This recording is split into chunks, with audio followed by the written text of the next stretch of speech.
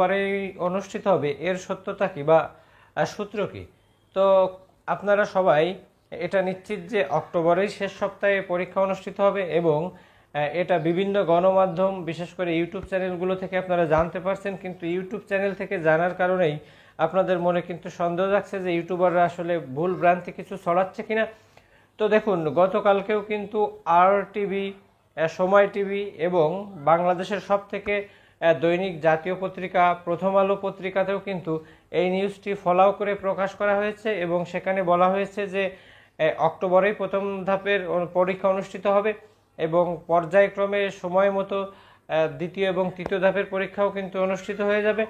তো এবং বেশ কিছু পত্রিকায়, বিশেষ করে যে ওয়েবসাইটে এটা প্রকাশিত হয়েছে তার ওয়েবসাইট ঠিকানাটাও কিন্তু দেওয়া আছে।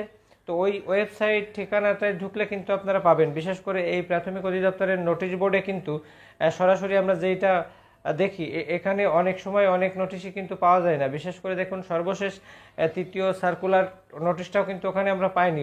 জাতীয় তথ্য বাতায়ন যে পার্ট বা কর্নার, ওখানে ঢুকলেও কিন্তু আপনি এই ওয়েবসাইটটা পেয়ে যাবেন এবং নোটিশটা দেখতে পারবেন। তো মোটামুটি এটা নিশ্চিত যে অক্টোবরে পরীক্ষা হচ্ছে। তো কালক্ষেপণ না করে মোটামুটি আপনাদের পড়াশোনাটা কন্টিনিউ